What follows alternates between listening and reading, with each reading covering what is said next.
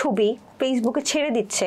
আমি অনেক ক্ষমা চাইছি, হাতে পায়ে ধরছি, এটা করো না, আমি মুখ দেখাতে পারবো না, আমি আমার মরে যেতে হবে, মানুষ তো বুঝবে না এটা এই দিয়ে করে না, বানানো না সত্যি, এটা মানুষ বুঝবে না তুমি যা করতেছো। আমার এই কোম্পানিতে সবাই দেখেছে, আমার বাবা মা আত্মীয় স্বজন, আমার তোমার তো সন্তান হবে, তোর মেয়ের এইটা যদি কেউ ছাড়ে এভাবে দেখায় তোমার কেমন লাগবে আমার একটু বলো। নাকে খত দেওয়ানো পর্যন্ত মনে হয় আমাকে দেওয়া করাইছে, মানুষ মনের জন্য করছে, তাও তো রক্ষা করতে পারি নাই, নিজের মাথায় নিজে বাড়ি মারছি যে তো মরে যাই না, তো মাথা কেন ফাটে না, কেন মরে যাই না, কেন এই মুখটা আবার দেখাইতে হবে সমাজে। ও যেটা করছে নোংরামিটা, আমি তো এমন বড় অন্যায় করি নাই। দর্শক, একটি নয় দুটি নয় 34টা মেয়ে ভিকটিমের শিকার হয় একজন ছেলের। সেই ছেলে এই 34টা মেয়ে সহ আরো নানান মেয়ের টাকা আত্মসাৎ করেন এবং অশ্লীল ভিডিও ধারণ করে সেটা সোশ্যাল মিডিয়া সহ ওয়েবসাইটগুলোতে সেল করেন এবং নানান ধরনের বিকৃত আচরণ যেমন হাত কাটা, পা কাটা, এই ধরনের টাস্ক দেয়া হয় সেই মেয়েগুলোকে। দর্শক, 34টা ভিকটিমের মধ্যে একজন ভিকটিম আজকে আমাদের ইটস কমপ্লিকেটেড এর শোতে উপস্থিত আছেন। আমরা তার সাথে কথা বলবো এবং বিস্তারিত জানার চেষ্টা করব। কেমন আছেন? জি আছি আলহামদুলিল্লাহ। আপনার নামটা এবং আপনি কোথা থেকে এসেছেন? আমার নাম হচ্ছে মুক্তা আক্তার, আমি গাজীপুর থেকে এসেছি। তাকে কি কেউ জোরপূর্বক এই শোতে এনেছে কিনা বা আপনি স্বইচ্ছায় এসেছেন কিনা এই বিষয়টা একটু ক্লিয়ার করবেন। না, আমি যখন দেখেছি যে এখানে সত্য ঘটনা জানানো হয় সেই ক্ষেত্রে আমি নিজেই আবেদন করেছি এবং আমি স্বইচ্ছায় সজ্ঞানে এসেছি। একদম শুরু থেকে যদি আমাকে একটু বলতেন। এখন অনলাইন জগৎ, সবাই অনলাইনে খুবই দক্ষভাবে এবং বিচক্ষণভাবে আসেন এবং খুব জনপ্রিয় হন। তা আমিও সেই সুবাদে যে ভেবেছি যে আমি একটা ফেসবুক খুলি প্রফেশনাল মোড দিয়ে। তো সেখানে আমি যখন আইডিটি খুলি সে আইডির 1 মাসও হয় নাই, তো দেলোয়ার খান নামক একটি আইডি থেকে আমাকে নক দেয় এবং ফার্স্টে 200 স্টার দেয়। তো এরকম 200, 300, 400, 500 প্রায় 1500 স্টার আমাকে দেওয়া শুরু করে। তো যখন অনেকগুলো স্টার আসে তখন আমি খুব ভাবলাম যে এতগুলো স্টার দিচ্ছে একজন ব্যক্তি, তো সে আমার মেসেঞ্জারে হাই পাঠায়। আপনি যেটা বলছেন আপনার সোশ্যাল মিডিয়াতে একটা পেজ খোলেন নাকি আইডি ছিল? ফেসবুক আইডি, প্রফেশনাল মোড দিয়ে। প্রফেশনাল মোড দিয়ে সেখানে আপনি লাইভ করতেন নাকি কন্টেন্ট ক্রিয়েশন? লাইভ করতাম, হ্যাঁ, কন্টেন্ট মানে ছোট ছোট ভিডিও রিল করতাম। কি ধরনের কন্টেন্ট? আমার ব্যক্তিগত জীবন নিয়ে ছোট ছোট রিল করে ভিডিও করে ওই লাইভ করে এখানে ছাড়া হতো। আচ্ছা, কিছু না মনে করলে আপনার একটু পাস্ট সম্পর্কে জানতে চাই। আপনি কি বিবাহিত? হ্যাঁ, ম্যারিড পারসন ছিলেন। যে সময়কার ঘটনা বলছেন সেই সময় আপনি ম্যারিড ছিলেন? না। ডিভোর্স? হ্যাঁ হ্যাঁ। আপনার সন্তান আছে? না। আচ্ছা, আপনি তাহলে সিঙ্গেল, তাই তো? পড়াশোনা যদি কোথা থেকে করেছেন বাকি? আমি পড়াশোনা করেছি আজিমুদ্দি কলেজ থেকে, জয়দেবপুরে। একটা ছেলে আপনাকে স্টার দিচ্ছিল এবং আপনি খুব অবাক হলেন, তারপর তার সাথে সে আপনাকে হাই দিল, তারপরে ঘটনা জানতে চাই। সে আমাকে বলে যে আমার একটা গ্রুপ আছে, সেই গ্রুপে আরো ফেসবুক কন্টেন্ট তৈরি, যারা কন্টেন্ট তৈরি করে তারও অ্যাড আছে, স্টার দেওয়া হয় এখান থেকে। তা আমি ভাবলাম যে ঠিক আছে, তাহলে আমাকে একটু হেল্প করেন যে ওইখানে যদি আরো স্টার দেয়। কি ধরনের বিষয়গুলো দেখে আসলে আপনি প্রেমে পড়লেন? তার হচ্ছে টেক কেয়ার বিষয়টা, এবং তার হচ্ছে তার মনটা এত সুন্দর ছিল। আমি দেখেছি যে আমি কখন খেয়েছি, কখন কি করছি এবং কি প্রয়োজন। তখন তার কথার ভাষ্য ছিল এরকম যে কি হচ্ছে, কিছু প্রয়োজন আমি দেখছি, আমি দেখব, আমি তোমার সাথে সবসময় আছি। একটা মেয়ে যখন প্রতিষ্ঠিত হতে চায়, তার পাশে যদি কেউ ছায়ার মতো দাঁড়াতে চায়, সেটা তখন ওই মেয়ের জন্য অনেক কিছু। আচ্ছা, তখন আমার কাছে ওটা মনে হয়েছে যে ও আমার জন্য অনেক কিছু। আপনাকে সময় দিত কি? হ্যাঁ, উনি সময় দিত, যেহেতু ওনার বাংলাদেশ টাইম 6:30 থেকে রাত 3টা পর্যন্ত তার ওই রেস্টুরেন্টে সময় দিতে হতো। উনি কাজ করতেন রেস্টুরেন্টে? উনি বলেছে এটা ওনার বিজনেস, কিন্তু আদৌ জানি না আসলে এটা ওনার বিজনেস না, উনি চাকরি করে স্কটল্যান্ড। হ্যাঁ, স্কটল্যান্ডে। আর রেস্টুরেন্টে যখন যেত তখন সে ভিডিও কল দিয়ে যেত এবং রেস্টুরেন্ট থেকে বের যখন হতো 3:30টায়, ওই অবধি জেগে থাকতে হতো। জেগে না থাকলে কি হতো? এই সে গালিগালাজ করবে, রাগারাগি করবে, কেন জেগে নাই, কেন লাইনে পাই নাই, এখন মাপচা, এখন কানে ধর।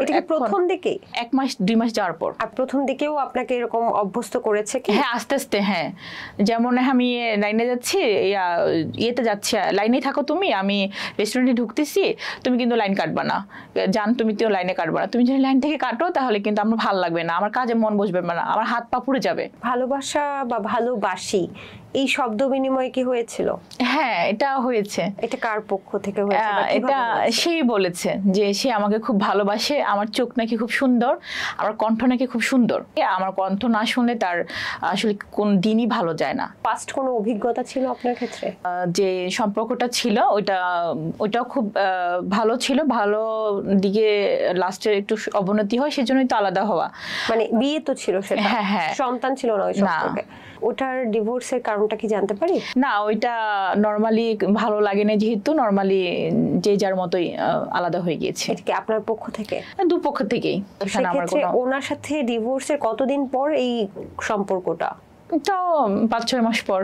সারাদিনই হোল্ডেই ভিডিও কলে থাকতেন, রাইট? আর ভিডিও কলে থাকতো এবং অডিও কলে থাকতো। যখন কিনা সে রেস্টুরেন্টে ঢুকে যেত, বলতো যে এখানে অডিও কলে থাকতে হবে, তখন সে লাইনে রাখতো 3টা পর্যন্ত। আপনি কোনো সমস্যা দেখেননি? না, সমস্যা ছিল টুকটাক, ওটা মানিয়ে নিয়েছে। কি ধরনের সমস্যা ছিল? ঝগড়াঝাটি হতো, কথা কাটাকাটি হতো। কি নিয়ে ঝগড়া হতো? এখন আমি ফোন ধরতে পারছি না, কেন ফোন ধরতে পারলাম না, বা আমি ব্যস্ত আছি, বা আমার আব্বুর সাথে কথা বলতেছি, বা আমার আব্বুর বাসায় গিয়েছি, সেখানে কেন গেলাম। পজিটিভনেস দেখাতো, তাই তো আপনার প্রতি, যে কেন ফোন ধরছেন না, কেন এই করছেন না, কেন করছি না, আমি একটা আননোন পারসন কেউ আসলে সেখানে কেন কথা বলতেছি অফিসের মধ্যে, এরকম হয়ে যেত।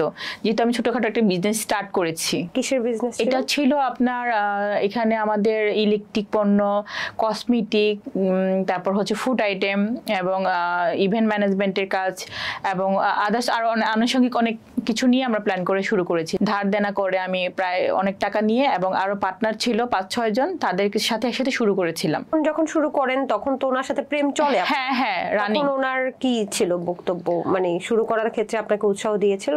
শুরু করার ক্ষেত্রে সে এই বিষয় ফার্স্টে কিছু বলে নাই। যখন আমার কমপ্লিট হয়ে গিয়েছে, সে হঠাৎ করে আমাকে আবদার করে যে আমার খুব ইচ্ছে ছিল এরকম একটা কোম্পানি দাঁড় করাতে, তো সেখানে তুমি যেহেতু দাঁড় করিয়েছো, তোমার সাথে পার্টনার আছে, তাহলে আমাকেও পার্টনার রাখো। আচ্ছা। তো যখন আমি পার্টনারদের সাথে আলোচনা করি, তারা তো সহজেই বলবে না যে হ্যাঁ যে কাউকে নিয়ে আসার জন্য, কারণ তারা পরিশ্রম করেছে, টিম তৈরি করেছে, এগুলো সেল করতে হবে, সেই পজিশনগুলো তৈরি করতে হয়, অনেক কষ্ট। একটা কোম্পানি। কারা আপনার পার্টনাররা? ওনারা আমার রিলেটিভ, পরিচিত হয়। আচ্ছা আচ্ছা, পরিচিত হয়। যেমন আমি পার্টনার, আমি বিজনেস করব, আমি আলোচনা করেছি, তাদের ভালো লেগেছে, তারা এসেছে, আবার অনেকে আসেও নাই। তখন ও আমাকে বলে যে এরকম রাখতে হবে। তো আমি যখন বললাম যে এরকম তো পার্টনাররা চাইবে না, তো আমি তো কথা বলে দেখি। ইভেন অনেক পার্টনাররা বলছে না, দেলোয়ারকে এটা আপনি বললেই তো হবে না, হুট করে তো সে আসতে পারবে না। আপনার বাবা থাকতে পারে কিন্তু হুট করে আসতে পারবে না, কারণ আমরা সবাই মিলে এটা দাঁড় করিয়েছে, আর এখন আর বাইরের পার্টনার আমরা নিব না। ভালো চলছিল আপনাদের? হ্যাঁ, তখন শুরুটা ভালো ছিল। তখন আমি বলছি না, তুমি যেভাবে হোক নামটা দাও। তো আমি এটা চিন্তা করলাম যে ও আমাকে এতবার বলতেছে, আচ্ছা ও থাকলে মনে আর ভালোই হবে, তা আমি দিই। আমি পার্টনারশিপে সবাইকে বললাম কি যে ঠিক আছে, ওনাকে রাখেন, উনি কিছু টাকা ইনভেস্ট করতে পারে, রাখেন। মানে মিথ্যা বললাম পার্টনারদের। তো ওকে আমি রাতে যে বললাম যে কিছু টাকাও তো দেখাইতে হবে যে তুমি দিয়েছো, তা এখন তুমি যদি এই মুহূর্তে কিছু টাকাও আমাদের দিতে পারো সেক্ষেত্রে ভালো হয়। তো সে আমাকে বলে যে এখন তো আমার কাছে টাকা পয়সা নাই, তুই বল যে তুই একটা চেক লেখ। তুই মানে আপনাকে তুই বলে ডাকতো? হ্যাঁ, পরে সিলিটি তো তুই চলে আসে বারবার। ও আচ্ছা আচ্ছা। বলছে তুই জো কর, তুই যায় তুই একটা ইয়া লেখ, মানে রিসিটে লেখা দে যে আমি তোকে টাকা দিচ্ছি। তা আমি বলছি এটা তো হয় না, এটা তো বিজনেস, এটা তো সম্ভব না, টাকার ইস্যু। ও আমাকে মাঝে আবার একটা কথা আছে কি যে একটা লিঙ্ক পাঠাইছিল হোয়াটসঅ্যাপে, আমাকে বলছে কি এই লিঙ্কটাতে একটু ঢোক। তো আমি বললাম যে কিসের লিঙ্ক, বলে ঢুকেই দেখ না। তো আমি তো খুশি খুশি ঢুকছি, ফার্স্টে তো বুঝি নাই, যখন কিছু পেলাম না বললাম, তখন সে আমাকে বলে যে এই লিঙ্কটাতে কিছু দেখা যায় না। আমি বলছি না। তো আমি পরে দেখি যে এখান থেকে আমার মানে ফেসবুকে একটা ইয়ে আসছে যে আমার এটা লগ ইন করেছে ইউনাইটেড কিংডম থেকে, আমার ফেসবুক লগ ইন করেছে। দুইটা, মমতা তালুকদারও করেছে, মুক্তা ইসলাম ইভাও করেছে। লিংকের ভেতরে ঢোকার মাত্রই আপনার ফেসবুকের পাসওয়ার্ড দুইটা লগইন দেখিয়েছে, আমার হ্যাঁ, এবং আমার লগইন দেখিয়েছে। এবং ও আমি তখন আবার জিজ্ঞেস করি সাথে সাথে যে তুমি কি আমার ফেসবুক বা আমার এগুলো কি কিভাবে কি লগইন করেছো, আমাকে তো দেখাচ্ছে যে তোমার ঠিকানা দিয়ে ইউনাইটেড কিংডম এরকম। তখন বলে যে তুই তো সোজা ভাষায় কথা শুনবি না, তাই তোর কাছ থেকে আমি সব নিলাম। এই দেখ তোর সব কন্ট্যাক্ট নাম্বার আমার কাছে চলে আসছে, তোর ফেসবুক আমার কাছে, এবং ও আমার ফেসবুকে এখনো আছে ইউনাইটেড কিংডম লন্ডন স্থায়ী বাসিন্দা এখানে দেখাচ্ছে, কিন্তু আদৌ আমি কোনোদিন লন্ডন যাই নাই। এবং সেখানে সে তার জিমেল, তার ফোন নাম্বার ইউজ করে আমার ফেসবুক একেবারে নিয়ে নিয়েছে, একেবারে হ্যাক করে নিয়ে নিয়েছে। দুইটাই এতটাই মানে খারাপ লাগছে। একটা আইডি নাই আমার হাতে, দুইটা আইডি নাই, আমার ফোনের কন্ট্যাক্ট নাম্বার তার কাছে, আমার হোয়াটসঅ্যাপে আমি কাকে কল দেই সেটা তার এখানে মানে উঠে যায়। আপনার ব্যবসায়িক পার্টনার যখন হতে চাইলো তখনই আপনার আইডি গুলো হ্যাক করা শেষ? হ্যাঁ হ্যাঁ। আচ্ছা, শুধু তো আইডি না, আপনার হোয়াটসঅ্যাপ, কন্ট্যাক্ট নাম্বার, তারপর হচ্ছে গ্যালারি, মানে ফুল ডিভাইস। তখন আমার একটু খারাপ লাগতো, আবার হাসি উঠতো যে কি করেছি যে এত কৈফিয়ত দিতে হয়। বাসায় গিয়ে আমার আম্মুর সাথে কথা বলতে পারি না, কেন? লাইনেই থাকে, ওর সাথে কথা বলতে হবে। আর এখানে কথা বলে নাকি ওইখানে যখন জবে থাকে তখন নাকি ডিস্টার্ব ফিল হয়, শব্দ শুনলে আর ভালো লাগে না, তখন অত শেপ রান্না করতে হয়। আর হচ্ছে চুপচাপ আমার রুমে চলে যেতাম, অফিস থেকে বাসায় এসে আমার রুমে, এবং বাসা থেকে বের হয়ে আমার অফিস। মানে আপনাকে একেবারে চারপাশ থেকে একা করে লক করে ফেলছে। ওকে, লক আসলেই যে লক করা শুরু হচ্ছে। আচ্ছা, একটু বলে রাখি, এটা কিন্তু ভিকটিমাইজেশনের প্রাথমিক ধাপ। এই জন্য আমি আপনাকে জিজ্ঞেস করছিলাম যে শুধুমাত্র ছেলেদের সাথে কথা বললেই কি সমস্যা হচ্ছে, নাকি মেয়েদের সাথেও কথা বললে সমস্যা হচ্ছে? আপনি বললেন না ওরকম ভাবে না, কিন্তু নাম্বার চাইতো। এর মানে হচ্ছে উনি যখন আপনাকে এই ব্যাপারগুলোতে প্রেশারাইজড করছে, এটা সাইকোলজিক্যাল একটা টার্ম, আমার থেকে ভালো যারা সাইকোলজিস্ট আছেন তারা বুঝবে। ভিকটিমাইজেশনের প্রাথমিক ধাপটাই হচ্ছে ভিকটিমকে প্রথমে একা করে দেওয়া। আপনি কি খেয়াল করছেন আপনাকে আস্তে আস্তে যখন এরকম ঝামেলা করছে মেয়েদেরকে নিয়েও, তখন কিন্তু ওই মেয়ের সাথে আপনি আর যোগাযোগ করছেন না, বা ভাবছেন ঝামেলা হবে, কি দরকার? ইভেন আপনার মায়ের কাছ থেকেও আপনার দূরত্বটা তৈরি হলো। এটাকে আপনাকে একা করে দেওয়ার একটা কৌশল। আচ্ছা, তারপর কি হলো?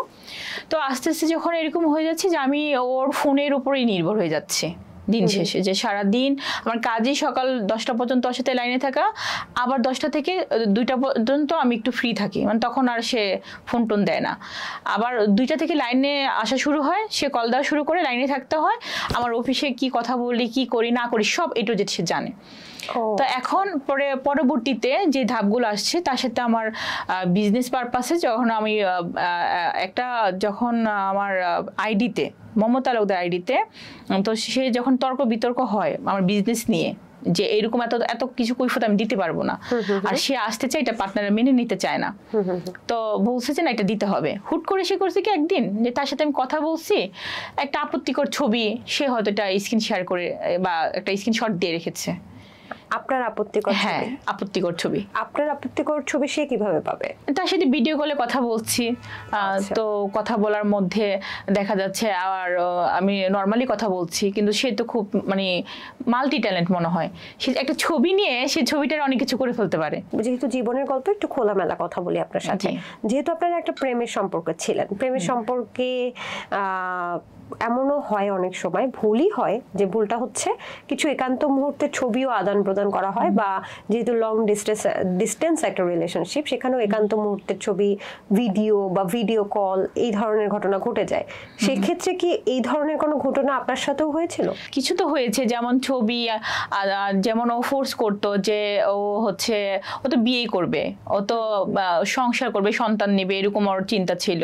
ও একদম হাতে ছুরি নিয়ে হাত কেটে ফেলবে, এখন কেটে ফেলতেস, তুই আমাকে বিশ্বাস করস না, আমি কি মরে যাবো, চাস মরে যাবো? তো আমি ভাবতেছি আমার জন্য একটা ছেলের হাতে স্পট পড়বে, আর সে তো আমাকে ভালোই বাসে, ছুরি একদম হাতে এখানে বরাবর, মানে এইটা হচ্ছে তো একটা প্ল্যান করা।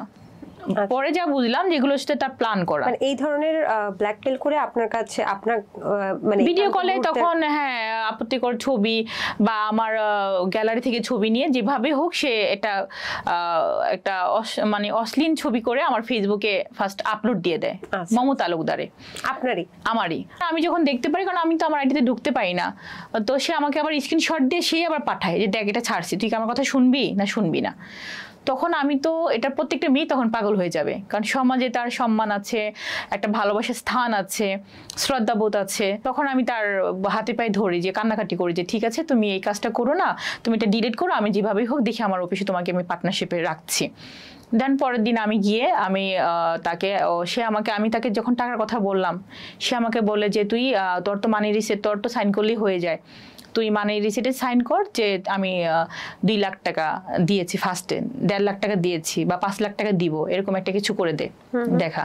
তো আমি অফিসে গিয়ে আমি 1.5 লাখ টাকার একটা মানে রিসিটে সাইন করে আমি একটা অঙ্গীকারনামা দিয়ে যে কোম্পানির যার পার্টনার আছে তাদেরকে বুঝাইছি যে উনি তো 5 লাখ টাকা আপাতত দিবে আর পরবর্তীতে আরো 6-7 লাখ টাকা দিবে, এখন আপাতত ক্যাশ 1.5 লাখ টাকা দিয়েছে, আমি এটা কোম্পানিতে খরচ করেছি, মানে আমার উপরে নিয়ে আসছি সম্পূর্ণটা। কিন্তু সে কিন্তু তখন আমাকে কোনো টাকা পয়সা দেয় নাই। 1.5 লাখ টাকা কি আপনি দিয়েছিলেন? হ্যাঁ, আমি দিয়েছিলাম। আর ওই ছবিটা? আর ওই ছবিটা তো সাথে সাথে আবার ডিলিট করেছে। কেউ দেখেনি ওটা? না, ওটা হয়তো 1-2টা ভিউ হয়েছিল, সাথে সাথে ডিলিট করে দিয়েছে। তো আমাকে কথা দিয়েছিল যে এরকম কোনো কাজ আর কখনো করবে না। সে আমাকে, আমি বলেছি যে তুমি কসম কেটে বলো তুমি এরকম ধরনের নোংরামি কাজ করবা না, তোমার সাথে আমার সম্পর্ক ভালো মন্দ সবকিছুই হবে, তুমি এরকম কোনো কাজ করো না।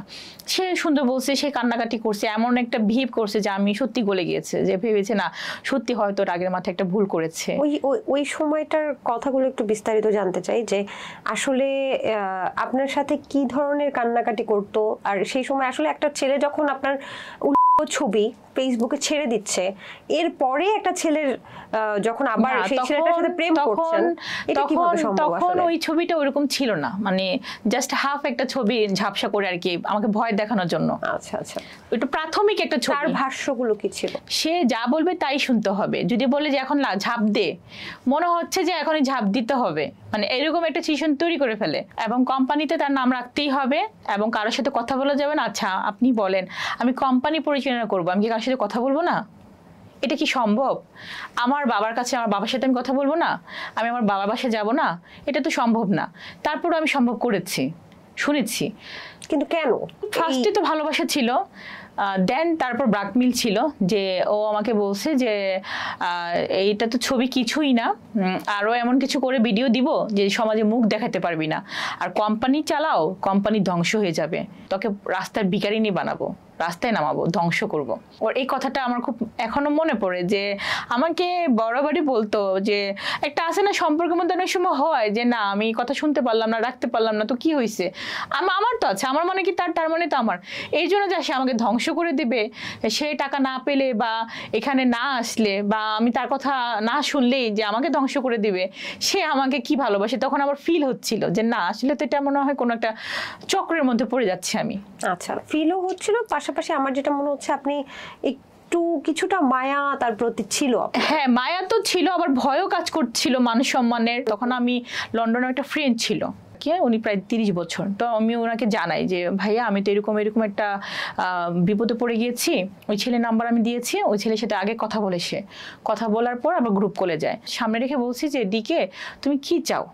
ডিকে বলতে দেলোয়ার খান, ওর নাম ছিল ডিকে। তখন উনি আমাকে বলছে যে দেখো মুক্তা, তুমি তো সহজ সরল, হয়তো তুমি বুঝতে পারো নাই, অনেক সময় লন্ডনে থেকে রেস্টুরেন্ট এগুলো দেখায়, লন্ডনে থেকে ওরা এই কাজগুলো তোমার অন্ধকার জগতে কাজগুলো করে যায়।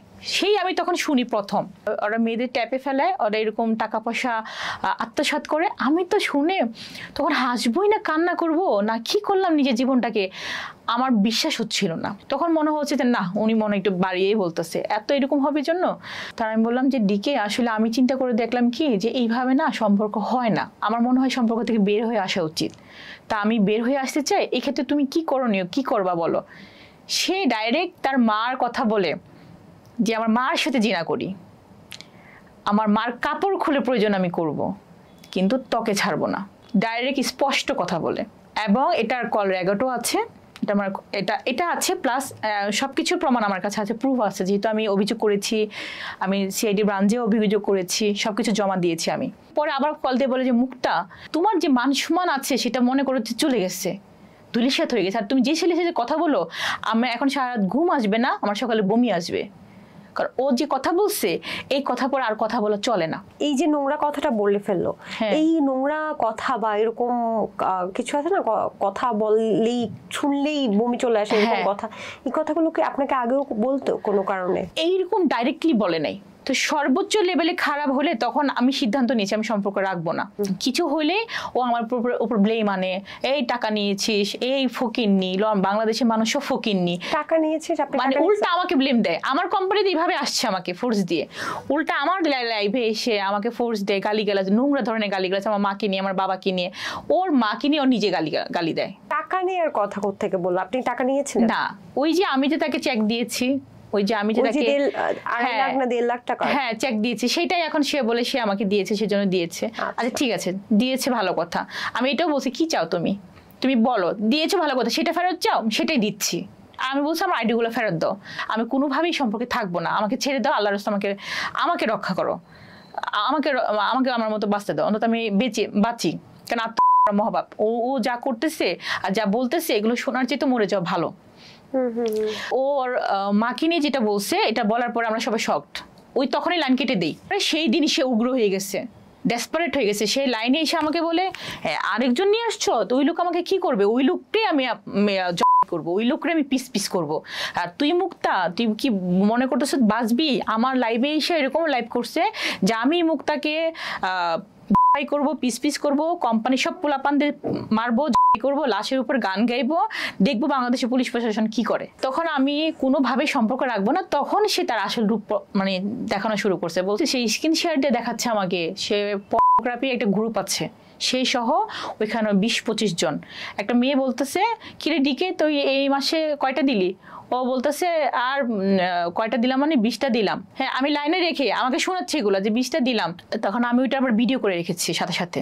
ও কথা বলছে, ওর আইডি ওখানে শো করছে, এবং ওই মেয়ে কথা বলছে, আরো কতগুলো ছেলে আছে তারা কথা বলছে। আমি একটা ভিডিও করে রেখেছি, শর্ট একটা ভিডিও করে রেখেছি প্রমাণস্বরূপ। তখন সে বেড়ে, আমি তো এটা করেছি সে তো জানে না, সে আমাকে বলতেছে যে দেখছো তো আমি কোথায় আছি, আমার রূপ দেখছো, আমি 2016 সাল থেকে অনলাইনে অন্ধকার জগতে আসছি, আর এরকম হাজার হাজার মেয়ে আমার কাছে আসছে আর গেছে, তুই তো কিছুই না, আর তোকে কোনো ক্ষতিই করি নেই, তোর কিছুই করি না এখনো, না তোর ভিডিও আপলোড করছি আমরা কোনো কিছু বানিয়ে, না তোকে দিয়ে কিছু করছি, কিছুই করি নেই। তো সুতরাং যদি ভালো বাঁচতে চাস, জীবন ধ্বংস না চাস, তাহলে আমার কথা শুনে আমার সাথে এইভাবে তার জীবন পার করতে হবে। এইভাবে যাওয়ার পরে তখন একটু ভয় লাগলো মনে ভিতরে, মানে নড়ে উঠলো এটা দেখার পরে যে ওর দ্বারা তো সবই সম্ভব। তো এখন কি করব, কারণ সমাজ তো একটা মেয়ে যখন কিছু হবে তখন ওই যে করছে সে দোষী না, ওই মেয়েটা দোষী হয়ে যায়, সমাজের চোখে খারাপ হয়ে যায়। এই দেখেন আমার আল্লাহ বইবো না, এখন তোর ভিডিও ছাড়তেছে আল্লাহ বইবো না, তোর কল দিছিলাম বারবার কল দিছি, আল্লাহ বইবো না, কল যে লাভ হইবো না। এটা কি প্রসঙ্গে বলছে? এটা তখন কল ধরতেছিলাম না, মানে ওর যন্ত্রণায় যে গালিগালাজ করছে, যে এরকম অসহ্য করে তোলে না, তখন ব্লক মেরে মেরে কল ধরি না। এই তখন আরো বেশি এরকম করে, কেন কল ধরবি না, এখন কল ধরবি এবং এখন লাইনে থাকবি। একটু বলি এখানে দর্শকদের উদ্দেশ্যে, দর্শক সবসময় একটা টার্মস শোনেন না, যে একটা মানুষ তাকে আপনি ভালোবাসেন বা প্রিয় মানুষটাকে আপনি ভালোবাসেন, কিন্তু সেই মানুষটা আপনাকে ভালোবাসছে না, ভালোবাসার সে অনুভূতিও দিচ্ছে না। শুরুর দিকে প্রচুর ভালোবাসা দিয়েছে, কিন্তু একটা পর্যায়ে ভালোবাসার অনুভূতিও দিচ্ছে না, আবার আপনাকে ছাড়ছেও না, বা আপনি যখন ছেড়ে যাচ্ছেন তখন দেখাচ্ছেন আমি তো তোমাকেই ভালোবাসি। এটাকে বলে একটা গোলকধাঁধা। এই গোলকধাঁধায় কিন্তু অনেক মেয়েরা, অনেক মেয়ে ছেলে সবাই ট্র্যাপে পড়ে, যে এমন একটা মানুষ আপনাকে দেখাচ্ছে প্রচন্ড ভালোবাসে, আবার আপনাকে মানসিক শান্তিও দিচ্ছে না, আবার আপনাকে ছাড়ছেও না, আবার ভালোভাবে রাখছেও না। এই ধরনের একটা গোলকধাঁধায় পড়েছিলেন। তারপর কি হলো? একটা পর্যায়ে আমি অসহ্য হয়ে যাচ্ছি, মানে আমি নিজে কি করব, না আমার কাজে মন বসতেছে, না আমার বাসায় মন বসতেছে, না আমি কাকে বলতে পারছি। মানে এই সিচুয়েশনগুলো তো বলা যাচ্ছে না, আমি কাকে বলবো, আমার তো কথা বলা নিষেধ, কারোর সাথে কথা বলা নিষেধ। মানে আমি এখন আমি নিজেই সাইকো, মানে এখন আমি কি করব, যে মাঝে মাঝে মানে যখন ও এরকম আচরণ করে না, লাস্টে যেটা করে ফেলছে যে আমাকে বলতেছে যে কোম্পানি আলাদা কর, এত পার্টনারের মধ্যে আমি নাই, আমি তুই ও করে কি, ও যখন কথা বলে ওর কথা রেকর্ড করে না, ও আমাকে দিয়ে যেটা বলায় যে তুই এখন এটা বলবি, ওই যেমন ক্যামেরার পিছনের পার্ট, ওই ক্যামেরার সামনের পার্ট, এরকম একটা যে কোনো বিষয় কথা বলাবে, ফোর্স করবে যে এটা বলছি বল, এটা বল মানে বল, এবং আমার কথাটা রেকর্ড করে রাখবে, এরকম টাইপের।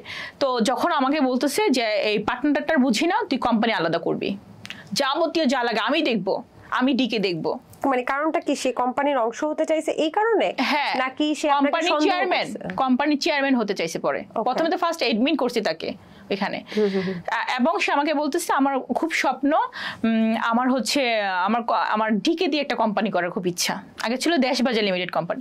সে পর আমাকে বলে যে ডিকে দেওয়ার জন্য আমার একটাই সমস্যা, মেয়ে মানুষের সম্মান, এই একটা সম্মানের জন্য সে আমাকে নাকানি চুবানি দিয়ে নাকে খত পর্যন্ত দেওয়াইছে। শুধু কি সম্মান নাকি ভালোবাসা? ভালোবাসা ছিল, কিন্তু ওইটা বিলীন হয়ে যাচ্ছিল, পরবর্তী তার ভালোবাসা ছিল না, তখন রাগ ছিল, কষ্ট ছিল, অভিমান ছিল।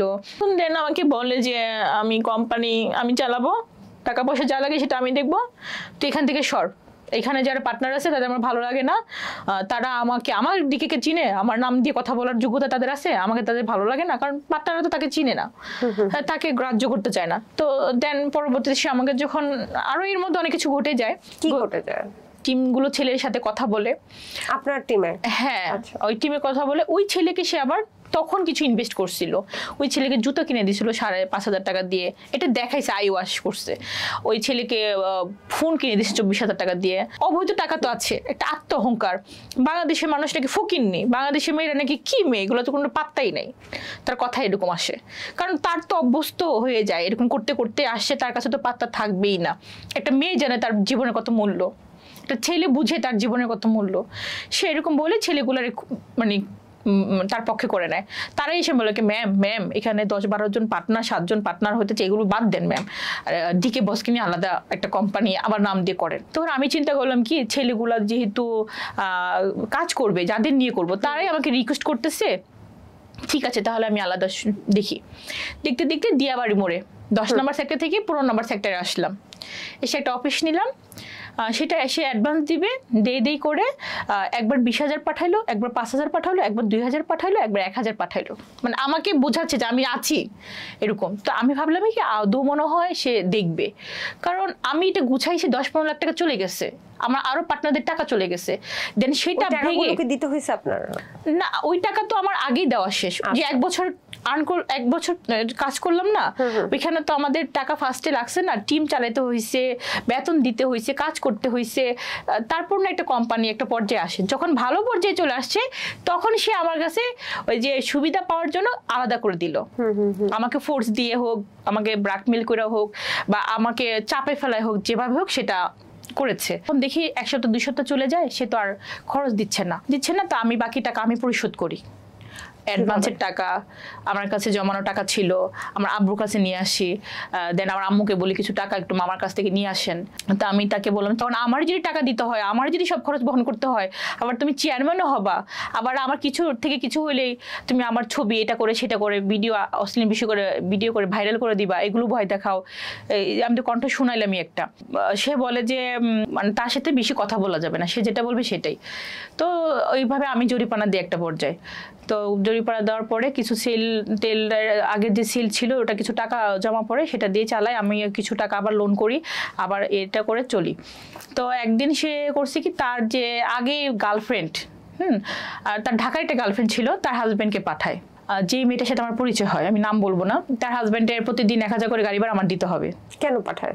অফিসে দেখশন করবে, সে নাই দেখশন করবে। আগের গার্লফ্রেন্ডের হাজবেন্ড আপনার অফিসে? গার্লফ্রেন্ড ভিকটিম, ওই আমার মতো ভিকটিমের হাজবেন্ড ফোর্স দিয়ে পাঠাইছে। হাজবেন্ডও ভিকটিম, হাজবেন্ডকে পাঠায়। বড় বড় মহিলা আছে, বড় লোকের মহিলা আছে না, বড় লোক মহিলা, তাদের কাছে তাকে ফোর্স করে, তাকে না গুন্ডা পান্ডা দিয়ে বাসায় তুলে নিয়ে ওই মহিলার কাছে যায় থাকতে হবে, এবং ভিডিও ধারণ করে তাকে দিতে হবে। বুঝি নেই, মানে মেয়ে তো ভিকটিমই, মেয়ের যে হাজবেন্ড সেও ভিকটিম হয়ে গেছে। কিভাবে? কারণ ওই মেয়ের সাথে ওই ছেলেকে ডিভোর্স করেছে, সে ডিভোর্স করে আলাদা করছে, আলাদা করার পরে ছেলেটাকে সে চাপ সৃষ্টি করে ফোর্স দিয়ে, মানে সে যেহেতু অন্ধকার জগতের মানুষ, তার কাছে এরকম অনেক খারাপ টাইপের লুক তার হাতে আছে, সেই জন্য মানে সে কিছু করানোর জন্য কিছু খরচ করবে।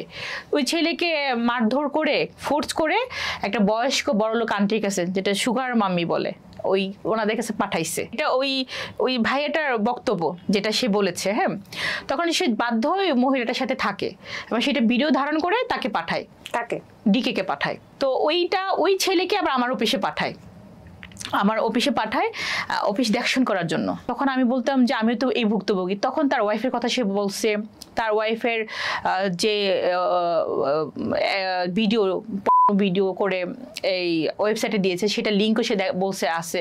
তখন আমি আর দেখতে চাই না, বলছি না আমি এটা দেখতে পারবো না, কারণ এত বড় অন্যায় করছে, সেটা আমার চোখ দিয়ে আমি আর দেখে সহ্য করতে পারবো না। তখন শেয়ার করে যে আমার ওয়াইফও ভিকটিম, আমার ওয়াইফ একটা অ্যাপসে ছিল, সেখানে আর 34টা মেয়ের সাথে সে এরকম করেছে, ওই অ্যাপস থেকে 16 লাখ টাকা আত্মসাৎ করে নিয়েছে, শুধু ওদের ভিডিও ধারণ করে জিম্মি করে কিভাবে এটা? এটা অনলাইনে সে ওই মেয়েদের সাথে রিলেশন করেছে, 1টা 4টা ফোন। কিসের অ্যাপস এটা? এটা একটা গেমসের অ্যাপস মনে হয়। জুয়া বা বাজি? না, এটা আসলে ও ভালো বলতে পারবে। ওই অ্যাপসটাতে বাইরে থেকে ওই গেমসে ঢুকে বা ওই অ্যাপসে ঢুকে ইনভেস্ট করে ডলার করে, কিভাবে যেন কি হয় আমি আদার্স ভালোভাবে বলতে পারছি না আসলে। ওর কথা হচ্ছে যে একটা মেয়ের ভিডিওটা নিতে বললেই এনাফ, আর ফেসবুক পেজ, এই দুইটা ওর হচ্ছে ইম্পর্টেন্ট। এই দুইটা দিয়ে ও সবকিছু ঘায়াল করে দেন, তারপর বুঝে কূপ মারে। ওই মেয়েটাকে সারা জীবন তার লাইনে রাখে এরকম। আর ওই 34টা মেয়ে তো একদম ছিন্ন বিচ্ছিন্ন। আমাকে একটু জিনিসটা ক্লিয়ার করেন, সবটা তো ওই একজন ব্যক্তি আপনাকে বললো, আপনি কি ওই 34টা মেয়ের কারোর সাথে কথা বলেছেন? ওই 34টা মেয়ের ওই মধ্যে পার্টিকুলার মেয়ে ছাড়া? আমি নামটা উচ্চারণ করতে আপনাকে একটু রিকোয়েস্ট করছি, করবেন না নামটা, কারণ ওনারাও যেহেতু ভিকটিম। হ্যাঁ, ওনারও ভিকটিম, ওনার হাজবেন্ড আছে রানী। যেই ভিকটিম মেয়েটা, তার হাজবেন্ড আপনার অফিসে তদারকি করতেন এবং তিনিও ভিকটিম, কারণ তার হাজবেন্ডকেও তাকে ফোর্স দিয়ে নিয়ে আসা হয়েছে, পাঠানো হয়েছে, ফোর্স দিয়ে নিয়ে আসা হয়েছে। ওই হাজবেন্ডই আপনার সাথে এই ব্যাপারগুলো শেয়ার করলেন। আদার্স কোন ভিকটিমের সাথে আপনি কথা বলেছেন? আদার্স ভিকটিমের ফোন নাম্বার আছে, তাদের সাথে আমি যোগাযোগ করে কনফার্ম হয়েছি ফোন নাম্বারে। পেলেন কোথায়? ওই যে ভাইয়া যারা, কারণ ভাইয়ার ওয়াইফই তো ওই গ্রুপে ছিল। আচ্ছা, ওই গ্রুপে সবার নাম্বার তাদের কাছে আছে। ওই 1-2জন ব্যক্তির কাছেই সবার নাম্বার আছে, এবং গ্রুপের যে এডমিন চেয়ারম্যান তার নাম্বারও আছে। বলতে ওই পার্টিকুলার একটা ওই অ্যাপসটা হ্যাঁ। এবং ওই অ্যাপসটাকে আপনি বলছেন জিম্মি করে উনি 16 লাখ টাকা নাকি কত লাখ টাকা 16 লাখ টাকা নিয়েছে, এবং ওই প্রত্যেকটা মেয়ের সাথে সে এই খারাপ কাজ করেছে। এখানে যে আপনি বলছেন যে একটা অ্যাপস তিনি হ্যাক করে ফেলেছে বা সেখান থেকে 16 লাখ টাকা নিয়ে গেছে, এইটা কিভাবে সম্ভব হয়েছে? আমি আপনার কথা বিশ্বাস করব কি করে? এটা সম্ভব হয়েছে, এটা আমি যে তারই যে ফ্রেন্ড, তার নাম্বারে আমি দিতে পারি, আপনি কথা বললে। আমি কেন কথা বলবো? আপনি কিভাবে জেনেছেন সেটা দেখিয়েছে আমাকে, অ্যাপসটার সম্বন্ধে দেখিয়েছে, অ্যাপসের যে চেয়ারম্যান তাকে কল দিয়েছে। আপনাকে কে বলেছে? আমাকে বলেছে তার ফ্রেন্ড, ভিকটিম, ডিকের ফ্রেন্ড, যে আমার কোম্পানিতে পাঠাইছে ভিকটিমের হাজবেন্ড, এবং উনিও ভিকটিম।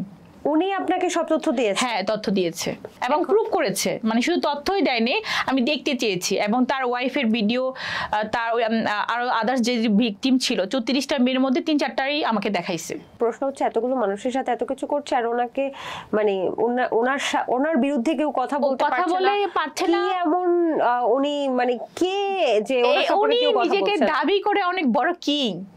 ডিকে নিজেকে দাবি করে অনেক বড় কিং। সে ন্যাশনাল খেলোয়াড় না, সে ইন্টারন্যাশনাল খেলোয়াড় বলে। দর্শক, একটা বিষয় বলি, এটা একটা গণমাধ্যম, এখানে যে কেউ, এটা হতে পারে আপনি এসে ওইখানে আপনার গল্প শেয়ার করতে পারবেন। সো এখানে এক পক্ষ থেকে শুনেই আমরা কিন্তু এটাকে চিরন্তন সত্য এটা কিন্তু আমরা যাচাই করে নিব না।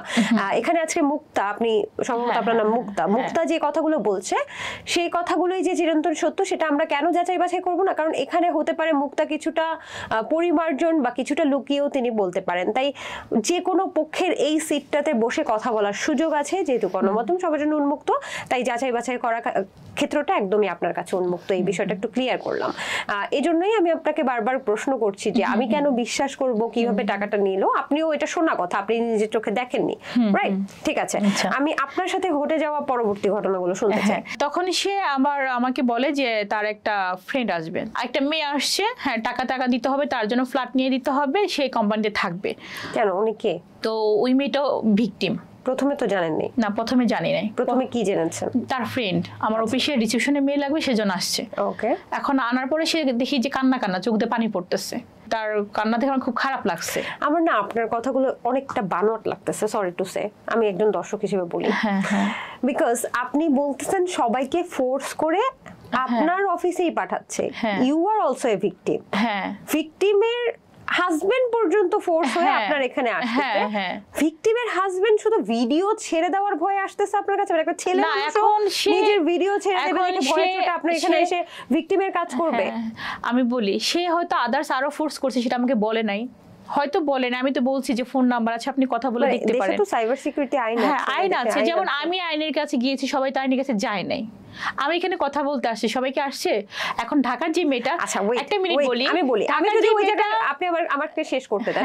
আমি যদি, আপনি যে মেয়েটা বললেন আপনার অফিসের রিসেপশনিস্ট হিসেবে কাজ করতে এসেছে, আমি যদি পার্সোনালি বা এখানে দর্শক যত মানুষ শুনছে তারাও যদি পার্সোনালি এই ধরনের ভিকটিমের শিকার হতো, তাহলে প্রথমেই সে চিন্তা করতো যে আমার একটা ক্ষতি করেছে, সে অলরেডি আমাকে ব্ল্যাকমেল করছে, আমি যদি একটা জায়গায় তার কথা মতো যাই সে আমাকে আবারও ব্ল্যাকমেল করতে পারে, আবারও আমাকে বিপদে ফেলতে পারে, তাহলে আমি কেন তার কথা, আমি তাকে জীবন বাঁচানোর চেষ্টা করব, তারপরে তার কথা শুনবো, রাইট? বলি তার সাথে তো কথা বলছে, ভিডিওটা আবার আপলোড করে দিবে, সে যেখানে জব করে সেটা জানে, এবং এই ভিডিওটাই মেন দেখায় যে ভিডিওটা, যেমন আমার এখন রিবুক ভিডিওটা বন্ধ আছে, এখন আমি কিন্তু এখানে আসছি, সে আবার ছাড়তে পারে, কিন্তু আই ডোন্ট কেয়ার, সে ছাড়ছে যেহেতু সবাই দেখিয়ে ফেলছে, সে আবার ছাড়লো দেখবি। এখন এই মানসিকতা সবার নাই। 4000 টাকা নিয়ে আমাকে শুরু করছে কাহিনী, কেন তখন সাথে সাথে দিলাম না, কেন সাথে সাথে দিলাম না, তুই কে, তুই কাজের মেয়ে, তুই সামনে চেয়ারে বসবি, কাজের মেয়ের চেয়ারে বসাবো, কিছু হইলেই তুই মা ডাকবি, মা ডেকে ক্ষমা চাবি, তুই বাপ ডাকবি, বাপ ডেকে ক্ষমা চাবি। মানে ওই যে কাজের মেয়ে বা ওই যে তার ভিকটিম যে আরেকজন ভাই তার ফ্রেন্ড আসছে, মানে কিছু হইলে যে আমি যদি তাকে প্রশ্ন করতাম যে এটা কেন টাকা দিতে হচ্ছে বা এটা কেন দিব, তো এরকম হইলে সে এটাকে মানে আমাকে বলতো যে এটা তোর বাবা হয়, তোর বাবা লাগ, বাপ ডাক বল, আব্বা আমার ভুলে গেছে, আব্বু আমার ভুলে গেছে। আমি ফোন টোন বন্ধ করে বাসায় যাই। সে যাওয়ার পরে সে আমার ছবি দিয়ে হয়তো ভিডিও অশ্লীল অনেক কিছু ফেসবুকে ছেড়ে দিয়েছে। আপনার ফেসবুক? তো আমি ফোন আসতেছে দেখে ফোন ধরতে হবে দেখে আমি ফোনও বন্ধ করে রাখছি, আমি শুনবই না। মানে আপনি বুঝছিলেন যে এটা করলে আমার ভিডিও ছেড়ে দিবে, করে দেবে, মানে তার কথা, তার সামান্য কথা না শুনলে যে ছেড়ে দেয়, আর এই কথা শুনি নাই, আমাকে রেহাই আছে? মানে আপনি আব্বু আম্মু ডাকেন? আমার এই কোম্পানিতে সবাই দেখেছে, আমার বাবা মা, আত্মীয় স্বজন, আমার ফ্রেন্ড সার্কেল, আমার সহকর্মী, আমার আদর করে যারা, আমার শিক্ষক আমাকে ফোন দিয়ে বলছে যে মুক্তা তোমার আইডিতে গুলো কি হচ্ছে, ডিলিট করো। আমার স্যার এটা আমার হাতে নাই, এটা আমার হাতে নাই স্যার। আমি পরে ফোন দিয়ে ওরা আমি একদম পায়ে ধরা পর্যন্ত বাকি, মানে এমন একটা মান সম্মান যেটা আপনি চাইলে কোটি কোটি টাকা দিয়ে কিনতে পারবেন না। আপনি একটা মিথ্যা কথা, আপনি হ্যাঁ সমাজ, ওই ফেসবুকও তার মিথ্যা না, ধরেন আমি সব মিথ্যা বললাম, কিন্তু ফেসবুকটা তো সত্যি ছিল। ও যেটা করছে নোংরামিটা, আমি তো এমন বড় অন্যায় করি নাই যে আমি একটা অন্য ছেলের সাথে চলে যেতাম বা অন্য একটা ছেলের সাথে রিলেশন হইতো, দেন আমাকে বুঝি এটা করতো, আমি মনে মানিয়ে নিতাম। আমার সর্বস্ব শেষ করে ফেললো, আমার কষ্ট তৈরি করা একটা ছোটখাটো কোম্পানি সেটা শেষ করলো, এবং আমি যে মান সম্মানটার ভয়ে যার কারণে কিনা চুপ করেছিলাম সেটাও শেষ করে দিল, সেটাও আমার শেষ করে দিল। একটা মেয়ের আর তো কিছুই থাকে না, আর তো কিছুই থাকে না লাইফে। একটা শিক্ষক যখন ফোন দিয়ে বলে যে মুক্তা তাড়াতাড়ি বন্ধ করো, তাড়াতাড়ি বন্ধ করো, আর সবাই দেখতেছে এগুলো কি ছাড়ছো, আমার তো আইডি নাই, আমার তো একটা মমতা তালুকদার সেটা শেষ করে দিচ্ছে, আরেকটা ছিল মুক্তা ইসলাম ইভা, সেটাতে এগুলো করছে, এবং লাইভে গিয়ে বলে এই জো আসো আসো আসো আসো, এই মুক্তা নিতুন ভিডিও দেখবা, আসো আসো। হ্যাঁ, একটা লাইভের মধ্যে এটা সে ফোন থেকে আরেকটা ফোন দিয়ে দেখাচ্ছে সে কেমন একটা ছেলে, সে কেমন মায়ের সন্তান, তার মা তার বোন আছে, তাকে আমি এটাও বলছি যে তুমি তো কখনো বিয়ে করবা, আমাকে বিয়ে নাই করো, তোমার তো সন্তান হবে, তোমার মেয়ের এইটা যদি কেউ ছাড়ে এভাবে দেখায় তোমার কেমন লাগবে আমার একটু বলো। আর তুমি যা বলতেছো আমি তাই শুনতেছি, তোমার পায়ে ধরে আছি, যখন যা বলতেছো নাকে খত দেওয়ানো পর্যন্ত মনে হয় আমাকে দেওয়া করাইছে যে এটা কর, ঠিক আছে, আর হাতে তালি দেয় বসে বসে। মানে এমন কোনো কাজ নাই যে করানো বাকি আছে। খত দেয়া বলতে এই যে মাপ চাইতে আসছি, মানে ওর কথা বললে এটা দর্শক আসলে সামনে আমি বলতে পারবো না, মানে আপনি একটু খোলামেলা ভাবে বলেন, কোন জায়গায় কাটতে হলে আমরা কেটে নিব। আপনি না, মানে নাকে ও হচ্ছে বলে, হ্যাঁ ক্যামেরার সামনে পায় না বলে একে এখন নাকে খত দে, এই নাক মাটিতে ছোঁয়া। আপনি ছোঁয়াতেন? হ্যাঁ, বাধ্য হয়ে, মানুষ সম্মানের জন্য করছি, তাও তো রক্ষা করতে পারি নাই, নিজের মাথায় নিজে বাড়ি মারছি যে তো মরে যাই, রাতা মাথা কেন ফাটে না, কেন মরে যাই না, কেন এই মুখটা আবার দেখাইতে হবে সমাজে, মানে এই মুখটা কেন আমি, হ্যাঁ মানুষ অন্যায় করে তার ক্ষমা নাই, আর আমি এমন কোনো অন্যায় করি না, একটা রিলেশন হয়েছে ঠিক আছে, সে এটা আমার ফোনে একটা লিঙ্ক পাঠাইছিস তার মাধ্যমে ফুল অ্যাক্সেস নিয়ে গেছে, সেটা তো আমার জানা নাই, সে ইতিপূর্বে এগুলো করছে সেটা তো আমার জানা নাই, এবং সে নিজেই স্বীকারোক্তি দিচ্ছে এবং সে নিজে যে প্রুফ দিছে সেটা আমার কাছে আছে, আমি সিআইডি ব্রাঞ্চে জমা দিয়েছি যে আরো মেয়েদের সাথে এরকম, এবং সে নিজে বলছে, আমি কল রেকর্ড করে রেখেছি, এবং সে 2016 থেকে এগুলো করে আসছে সেটাও কল রেকর্ড করে রেখেছি, এবং আরেকটা প্রুফ হচ্ছে আরো প্রায় 10টা মেয়ের সাথে এরকম সে লাইভে এরকম করেছে, সেটা সে আবার লাইভের কথাটা যেটা বলছেন সেটা কি আপনার ফেসবুক থেকে? আমার ফেসবুক থেকে। হ্যাঁ, তিনি লাইভে যেতেন? হ্যাঁ, লাইভে গিয়ে তারপর আপনার ভিডিও দেখাতেন আরেকটা মোবাইল থেকে, তখন তো তাকে দেখা যেত। হ্যাঁ, দিব্যিটাকে দেখা যায়। মানে তিনি নিজের মুখ দেখায় তারপর উনি ওপেনলি এটা করে যাচ্ছে? হ্যাঁ, এটা করে যাচ্ছে। আমি অনেক ক্ষমা চাইছি, হাতে পায়ে ধরছি, এটা করো না, আমি মুখ দেখাতে পারবো না, আমি আমার মরে যেতে হবে, মানুষ তো বুঝবে না এটা এই দিয়ে করে না, বানানো না সত্যি, এটা মানুষ বুঝবে না তুমি যা করতেছো। মানে এটাও আবার লাইভে শোনাইতো। আমি যে কান্নাকাটি করে মানে পরে আবার ক্ষমা চাচ্ছিলাম, বলতেছি কাকি এখন আর যে লাভ হবে না, ভাষাটা শুনেন নাই, এটা তো নর্মালি ভাষা। মানে আমি বললাম না যে আরো কিছু ভাষা আছে যে এগুলো সমাজে যায় না। তো আমি অনেক চেষ্টা করেছি আমার মানুষ সম্মানটা ধরে রাখার জন্য, তারকে আমি হাতে পায়ে ধরা থেকে বাকি আমার মাথায় এখন এতটুকু দাগ হয়ে আছে পিছনে। কেন? মানে তখন আর ভাবছি যে মরেই যাব। ফোন দিয়ে নিজের মাথা নিজে বাড়ি মারতেছিলাম, সহ্য করতে পারছিলাম না। পরে দেন আবার মনে হলো যে আত্মহত্যা করা মহাপাপ, আমি তো মরে যাবো, এই দুনিয়াও শেষ ওই দুনিয়াও শেষ, যা হওয়ার তো হয়েই গিয়েছে। আপনি আমাকে ক্যামেরার ওপারে বলেছিলেন আপনাকে কিছু টাস্ক দেয়া হতো, যে টাস্কগুলো না ফিল আপ করলে আপনাকে নানানভাবে ভালোবাসার দোহাই দিত। হ্যাঁ, সেই টাস্কগুলো কি?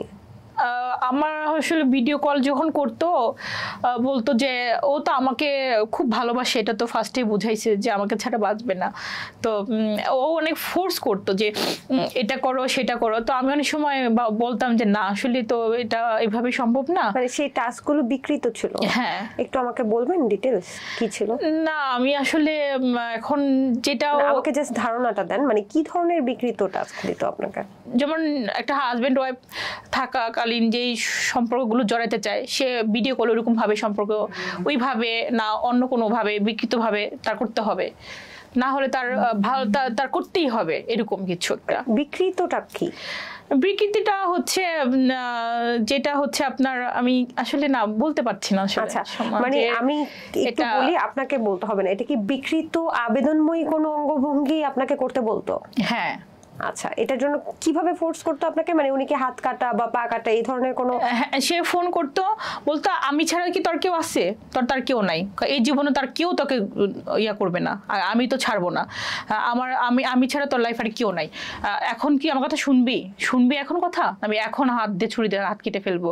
বা এই যে কোরআন শরীফ, মানে কোরআন শরীফের পাতা নিয়ে এসে বলতেছে এই যে কসম কাটতেছি যে তোকে আমি ছাড়বো না, তোকে আমার কাছে রাখবো সারা জীবন, মরার আগ পর্যন্ত। হ্যাঁ, তুইও কোরআন শরীফ কাট, কসম কাট, আমাকে ছাড়বি না। এরকম করে করে পরে বলতো যে এটা কর সেটা কর, এখন এটা করবি, এখন কর কর কর কর, মানে কথার ধরনই এরকম ছিল, এখন করতে হবে, এখন কর না, আমি এখন ছবি ছেড়ে দিব, বা এখন তোর কথা না শুনে যে মরে যাব।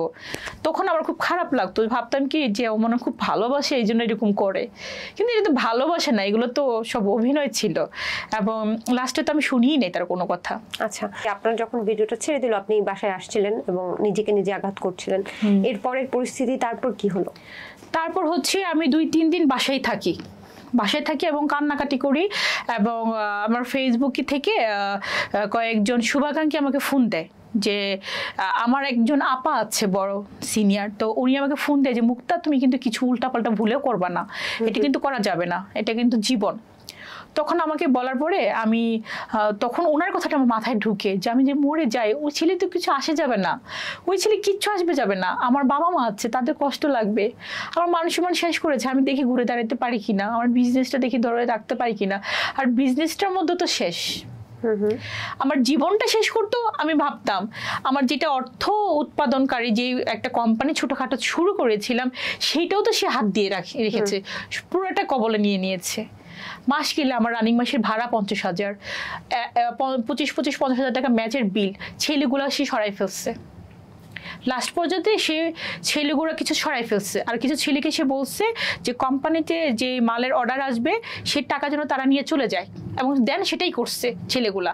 এবং যে ম্যাচে প্রোডাক্টগুলো ছিল, মানে কোম্পানির মধ্যে যেই প্রোডাক্টগুলো ছিল কোম্পানির একটা ম্যাচে একটা রুমে ছিল, সেইগুলো নিয়েও দেন চলে যায়। রানিং যে অবস্থায় আমার ছেলেগুলো, হ্যাঁ রানিং হচ্ছে যে ছেলেগুলো আমার সাথে মানে ওর কথা গাদ্দারিটা করলো, মানে একটা ইনকামের যে সোর্স আমার জীবনে তো ধ্বংসই করে দিছে। আমাকে ফোন দিয়ে বলে তোর অফিসে তালা পড়ে নাই এখনো, তুই আমার কথা শুনুস নাই, তুই ডিকের কথা শুনুস নাই, তোর অফিসে তালা পড়ে নাই, তোর লাইভ দেখছি না সবাই, কয় কি জোয়ান থেকে বুড়া সবাই দেখছে, ভাইরাল হয়ে গেছে, ভাইরাল, মুক্তা মুক্তা বলবে এখন তোকে, কাম বেবি বলবে।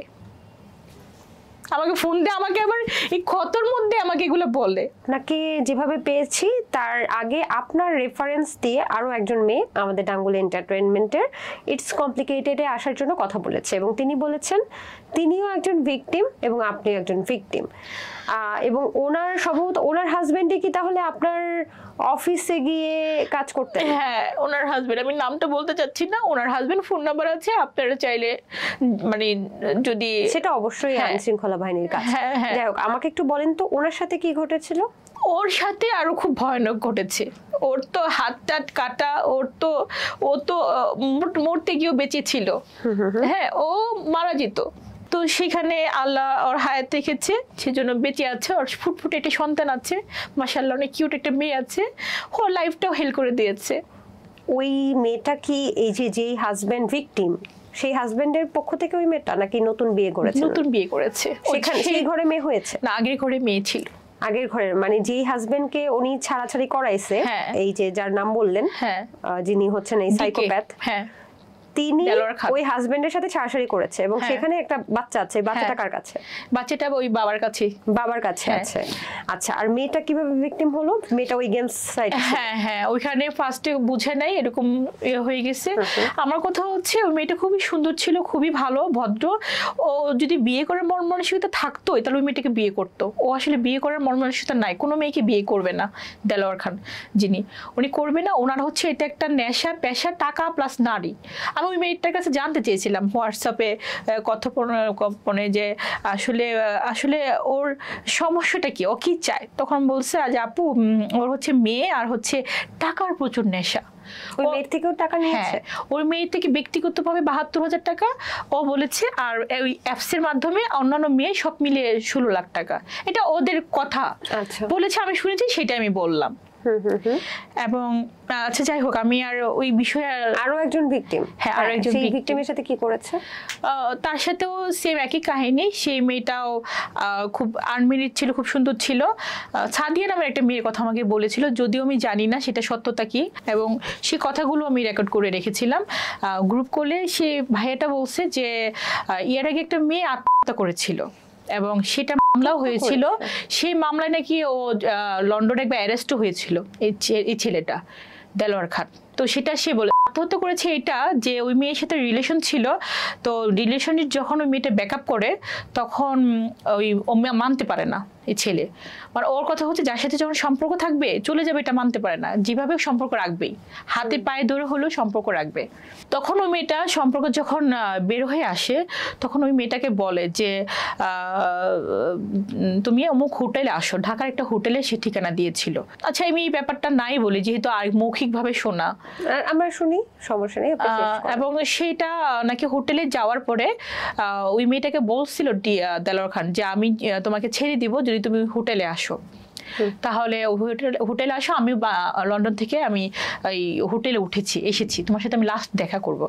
কিন্তু আদৌ ওই হোটেলে ওই ছেলে থাকে না, ওইখানে আরো 4টা ছেলে থাকে এবং 4 দিন নাকি তাকে ধর্ষণ করে এরকম। তো ওই মেয়েটা যখন বের হয় তখন ছাদ থেকে পরে আত্মহত্যা করে। এটা নিয়ে তার গার্জিয়ান মামলা করেছে এবং সেই মামলায় নাকি এখান থেকে লন্ডনে যেভাবে হোক আইনি প্রক্রিয়ার মাধ্যমে গিয়েছিল এবং সেটার মাধ্যমে সে অ্যারেস্ট হয়েছিল, তার ফোন নিয়েছিল, তাকে ভীষণ মারছিল। এই কথাগুলো আমি না টোটালি রেকর্ড আছে আমার কাছে। আচ্ছা, এটা আমি সাইবার ক্রাইমে যে স্যার মহোদয় আছে আর কি, তাকে আমি শুনিয়েছি। আপনি এখন মামলা করেছেন, রাইট? হ্যাঁ, সেই মামলার প্রোগ্রেস কি? প্রক্রিয়া চলছে।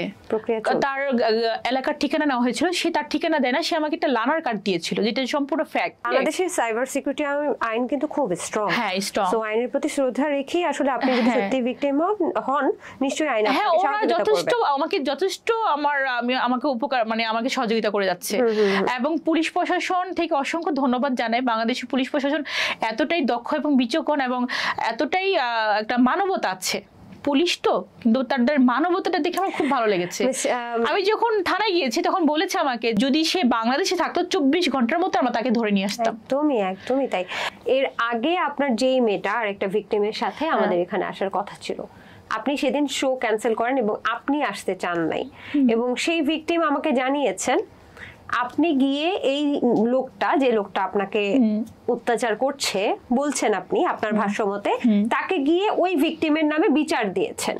তাহলে এই লোকের সাথে যদি আপনার সম্পর্ক নাই থাকে, এই লোকের সাথে যদি আপনার যোগাযোগ নাই থাকে, তাহলে আরেকজন ভিকটিমের নামে তার কাছে কেন বিচার দিলেন? আর কেন আপনি এখানে আসার কথা বলেও আসবেন না? ইভেন আপনি এখানে এসে আজকে আমাকে একটা কথা বলেছেন যে আপনার নামে নাকি ওই ভিকটিম ওই লোকের কাছে বলেছে। আমি বলি এই বিষয়গুলো কি, মানে আপনারা ভিকটিমরা কি এখনো ওই লোকটার সাথে যোগাযোগ আছে, বা আপনারা মানে কি করছেন? আমি তো বুঝলাম না। আমি একটু ক্লিয়ার করি, ওই মেয়েটা যথেষ্ট ভালো একটা ভদ্র মেয়ে, এবং ও চায় যে ওর শিক্ষা হোক, কিন্তু ওই যে দিন শেষে ও একটা সংসার করে এবং ও আবার ফোর্স করে যে কিছু করলে ওই ভিডিওগুলো আবার ছাড়বে সমাজে। যেটা ভিডিও ভাইরাল হয়েছে, হ্যাঁ ওর হয়ে গেছে, ওর ওয়েবসাইটে দিয়ে দিয়েছে। ওর এমনকি ও বলে যে এটা ছোট্ট বাচ্চা থেকে বড় একটা বুড়া লোকও তার ভিডিও সেভ করে রেখেছে ওর ভাষ্য মতে। তো সেখানে ও চাচ্ছিল না, যে ও চাচ্ছিল আমাকে নিয়ে দুজন আমরা একসাথে আসি। আমি কিন্তু এই প্রোগ্রাম সম্বন্ধে কিছুই জানতাম না।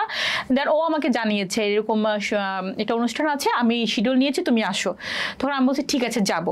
কিন্তু আমি যেদিন বলছি আসবো, সেদিনই ওই ছেলে আমার যে কোম্পানির যে ছেলেগুলো আছে তাদেরকে ফোর্স দেয় যে আমি যেন অফিস থেকে না বের হই কোনো কারণে। আমি জানি না এটা কেন করেছে। একটা ছেলে ছিল টিম লিডার, সে আমাকে বলে ম্যাম আপনি কিন্তু অফিস থেকে বের হবেন না, বের হলে আপনার উপর হামলা হবে, আর আমরাও গরিব মানুষ, আমরা টাকার জন্য ঢাকা শহরে আসছি, ম্যাম আমাদের উপর অ্যাটাক করবে। এবং ওই ছেলের ফোনে সে বলে যে ওকে পিস পিস করবে, ওর লাশের উপরে গান গাইবে। ওই ছেলেও নাকি জড়িত আমার সাথে, কিন্তু ওই ছেলে তো ওর কথাই শুনতেছে। বড় হচ্ছে ব্রেন দিয়ে খেলে। মানে ওই ছেলেকে চাপ দিলে আমি চুপ থাকবো, আমি চুপ থাকলে মানে ওই মেয়েটা এখানে আসবে না। আর তারপরে দেন কি করেছে, ও যেহেতু প্রোগ্রামে আসতে চেয়েছিল, আসে নাই, ওর তো একটা মন মালিন্য হবেই, অনেকটা কষ্ট থাকবেই। তো পরের দিন ও আমাকে সব জায়গায় ব্লক করে দিয়েছে।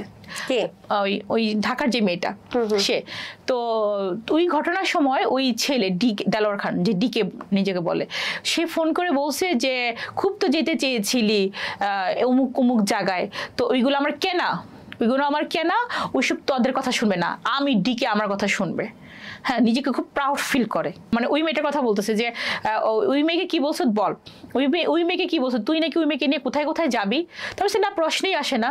আর যাব কোথায়? আর যেটা সত্যি সেটার জন্য যেখানে যেতে হয় সেই পর্যন্ত যাব, এটার বিচার চাইবো, এটা দৃষ্টান্তমূলক শাস্তি হওয়ার দরকার। তখন সে ওই লাইনে নিয়ে আসে ওই মেয়েটাকে। আমি যখন অস্বীকার করি যে আমি ওই মেয়ের সাথে আমার কোনো কথা হয় নাই, তখন ওই মেয়েকে লাইনে নিয়ে আসে এবং লাইনে গ্রুপ কলে ওই মেয়ে বলে হ্যাঁ আমি বলছি, আগের দিন যে আমরা গ্রুপ কলে কথা বলছি, ওই যে মেয়েটা আত্মহত্যা করছে, মামলা করেছে, ওই মামলায় ওই দেলোয়ার খান নামে যে ডিকে অ্যারেস্ট হয়েছিল লন্ডনে, সেই ঘটনাটা ওই সাকিব ভাইয়ের মাধ্যমে সরাসরি জেনেছে। এখন ওই ছেলে নাকি গিয়ে ওই ডিকে কে বলছে যে আমরা একটা গ্রুপ কলে ছিলাম এবং আমরা এটা করব, আবার তার ভিডিও ছেড়ে দিবে, আবার দেন এটা করবে সেই করবে। সে তখন বলছে হ্যাঁ অমুক জায়গায় যাওয়ার কথা ছিল, আমরা দেন যাই নাই। তখন আমার ওর প্রতি একটা রাগ হয় যে সে একটা বাড়ি দিল আর তুমি সব সত্যিটা বলে দিলা, তাহলে তো ও বেঁচে গেল। তো চাইছে এটা তোমার আর আমার মাঝে ঝগড়া হোক, কারণ আমরা মিলে এখানে আসলে আমার পাশে আজকে ও থাকতো, বা ওই দিন আমি ওর পাশে থাকতাম, হতো, এটা পাবলিক দেখতো। তো ওইটা নিয়ে ওর হচ্ছে যে কথা, তো দেন তারপরে ও হ্যাঁ তারপরে যে ওর কথা, আমি যে ওর একটা কথা ফোন দিয়ে গালিগালাজ করতেছে, বলতেছে তুই আমার বিজনেস পার্টনারে কি বলছিস, তোর 70,000 টাকা নাকি নিয়ে ভাগছি। আমাকে হ্যাঁ আমি কয়েন রেজিস্টার করে দিইনি তোমার নাম্বার কয়েন মারার কথা ছিল, মারছিলা, তোমার জন্য আজ পর্যন্ত আমি আমার স্যালারিও পাইনি। আর বলতেছে আমি টিকিট কাটছি, দেশে আসতেছি, তোরে মারমো, হ্যারে মারমো, দম করবো, হ্যান করবো। আমি বলছি তোর মতো কি মাগের পোলা পানির নিচে পুঁততে আমার 2 মিনিট লাগবে না, তুই বাংলাদেশে খালি আয়, আর আমার ভিডিও যা করার অলরেডি সব মানুষ হাতে আছে, আরো বাইরে করবি কর, আমার কোনো আপত্তি নাই, বাট তুই আগে বাংলাদেশে আয়, তোর আমি গাইরা। জীবনটা শেষ আমাদের, এই জীবন আর কিছুই নাই, জীবন তো লাশ হয়ে আছে এখন। মানে অর্থনৈতিক ভাবে তো শেষ, পঙ্গু করে ফেলছে, এবং মান সম্মান দিয়ে সমাজের মধ্যে একদম নিকৃষ্ট লেভেলে করে ফেলছে। একটা প্রতিষ্ঠানের ব্যবসারও মনে হয় একটা মান সম্মান আছে, আর ফিজিক্যালি না, কিচ্ছু না, সে আমার মান সম্মানটা এমন ভাবে নিচে নামাইছে, মানে পুরো ইন্টারন্যাশনাল, দেশ ছেড়ে বিদেশ, এটা ভাবা যায় না। এটা না, আর অর্থনৈতিক দিক দিয়েও পঙ্গু করে ফেলছে, মানে বাঁচবো যে এখন সেটাও। এখন আপনার ভবিষ্যৎ পরিকল্পনা কি? আমি সিলেটবাসীর কাছে চাইবো যে ওর পরিচিত যারা আছে অন্তত ওর গার্জিয়ানের কাছে, যে মানে অন্তত গার্জিয়ান ও মা অবশ্যই মনে হয় একটু সাপোর্ট করে, না হলে পরিবার থেকে এমন একটা ছেলে কাজগুলো করে যাবে আর পরিবার জানবে না, আমি জানি না। তারপর আমি সম্মান দেখাই, মা সেও মা, আমরাও মেয়ে, সে একজন মায়ের জাত। আমি তার কাছে, মানে তার কাছে যেন যায়, যাতে এই সিলেটে এই ছেলের আত্মীয় স্বজন যারা আছে অন্তত জানায় যে ছেলে এগুলো করতেছে, অন্তত আর কোনো মেয়ের জীবন যাতে নষ্ট না হয়। তার মা যেন বুঝে যে তার মার যদি একটা খালি শরীর একটা ফেসবুকে দেখায়, সে মিথ্যাই হোক, এআই দিয়ে করুক আর সত্যিই ঘটুক, যদি এটা ঘটায় তখন তার বাবার কেমন লাগবে, তার এই দেলোয়ার খান ডিকের কেমন লাগবে এবং তার বোনের কেমন লাগবে, সেটা যেন বিবেচনা করে তার ছেলেকে এসে এখনই সামাল দেয়।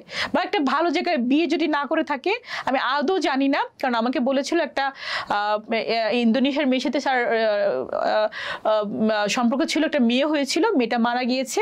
হ্যাঁ, যদি আদৌ সম্ভব হয় তাকে যেন বিয়ে দেয় এবং সাংসারিক করে, এবং ছেলেটা যেন তার গাইডলাইন দিয়ে তারা দেখে, কারণ এখনো অনেক মেয়ে তার সাথে লাইনে আছে এবং আরো হাজারটা মেয়ে সে এরকম করবে। আমার দেশবাসীর কাছে এবং প্রত্যেকটা মেয়ের কাছে আমার একটাই রিকোয়েস্ট, যেন এই টাইপের ঘটনা থেকে সবাই দূরে থাকে।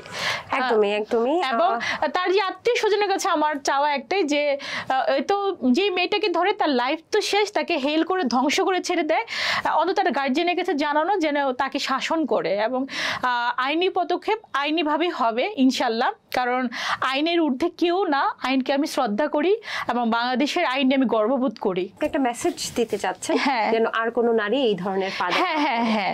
এবং আরেকটা জিনিস, যে তার গার্জিয়ান হয়তো জানে না, তার তো মা, তার যে মা আছেন, আমি এটা বোঝাতে চাচ্ছি যে তার মা যেন বিষয়টা জানে কারো মাধ্যম হয়ে, এবং এই জিনিসটা যেন তার ছেলেকে শাসন করে। একদমই একদমই তাই। এটাই আমি চাই। অসংখ্য ধন্যবাদ মুক্তা, আপনি এখানে এসেছেন এবং আপনার কথাগুলো যদি সত্যি হয়ে থাকে আপনি বোল্ডলি সেগুলো বলার জন্য সাহস করেছেন।